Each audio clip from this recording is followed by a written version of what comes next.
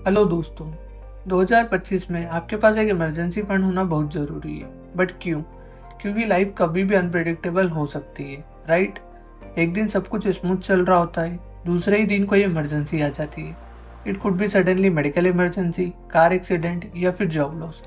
और जब ऐसी सिचुएशन आती है तब एक इमरजेंसी फंड आपके लिए एक लाइफ सेवर बन सकता है। तो आज की इस वीडियो में हम बात करेंगे कैसे आप अपना इमरजेंसी फंड बिल्ड कर सकते हैं और आइडियली कितना अमाउंट चाहिए एक इमरजेंसी फंड को बिल्ड करने के लिए। तो बेसिक से स्टार्ट करते हैं। इमरजेंसी फंड क्या होता है? ये आपकी एक स्पेशल सेविंग होती है जो आप अनएक्सपेक्टेड एक्सपेंस और फाइनेंशियल इमरजेंसी के लिए अलग से बचा कर रखते हैं। फॉर एग्जाम्पल, अगर कोई मेडिकल इमरजेंसी आ जाती है या सडनली आपकी जॉब चली जाती है तो आपके एक्सपेंस कम नहीं होंगे। और ये सारी सिचुएशन ऐसी होती है कि आप चाहकर भी इसे अवॉइड नहीं कर सकते, और तब इमरजेंसी फंड आपकी मदद कर सकता है। और इन एक्सपेंसेस को कवर करने के लिए आपको किसी भी एफडी या लॉन्ग टर्म इन्वेस्टमेंट को ब्रेक नहीं करना पड़ता। अब बात करते हैं why is it so important. क्योंकि इमरजेंसी कभी बता के नहीं आती। अगर आपके पास एक इमरजेंसी फंड नहीं होगा तो आपको अपनी एफडी मैच्योर होने से पहले तोड़ना पड़ सकती है, या आपको अपने इन्वेस्टमेंट से पैसे निकालने पड़ सकते हैं। और हो सकता है उस टाइम पर मार्केट डाउन हो, या आपका पोर्टफोलियो नेगेटिव रिटर्न दे रहा हो, या आपको लोन लेना पड़ सकता है, which can be create long term financial problem.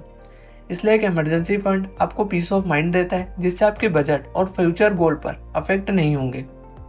तो कितना पैसा सेव करना चाहिए कि इमरजेंसी फंड के लिए? जर्नली ये रूल है कि आपके पास मिनिमम 3 to 6 मंथ के लिविंग एक्सपेंस का फंड होना ही चाहिए। इसे आप अप टू 6 to 12 मंथ का भी बना सकते हैं। मतलब अगर आपकी मंथली एक्सपेंस 30,000 रुपीज़ है तो आपके पास minimum around 90,000 to 1,80,000 rupees save होना ही चाहिए। बात करते हैं how to build an emergency fund. So there are some step you should follow.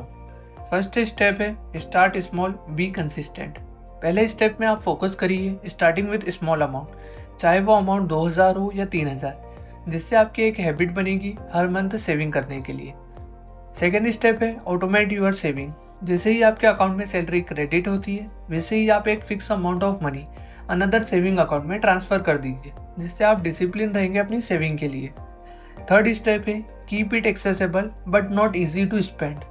Emergency fund को आप एक अलग सेविंग अकाउंट में रखिए जो इजीली एक्सेसिबल हो बट डेली एक्सपेंस से अलग हो। इसे तभी यूज़ करें जब नेसेसरी हो। अब बात आती है इमरजेंसी फंड को कहाँ रखना चाहिए। बेस्ट ऑप्शन है हाई इंटरेस्ट सेविंग अकाउंट में, जो आपको एक अच्छा इंटरेस्ट भी देगा और जब चाहें तब आप पैसे निकाल सकते हैं विदाउट एनी पेनल्टी। आप 70% पैसे को हाई इंटरेस्ट सेविंग अकाउंट में रख सकते हैं और 30% को इंडेक्स फंड या एफडी में इन्वेस्ट कर सकते हैं।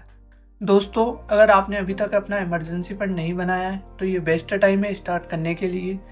जैसे कि हमने देखा during the covid pandemic many people face unexpected challenge like medical emergency, job loss और reduce income. This financial stop made it difficult to manage their daily expense. अगर आपके पास एक इमरजेंसी फंड होगा तो आप बिना किसी फाइनेंशियल स्ट्रेस के इन चैलेंजेस को इजीली फेस कर पाएंगे।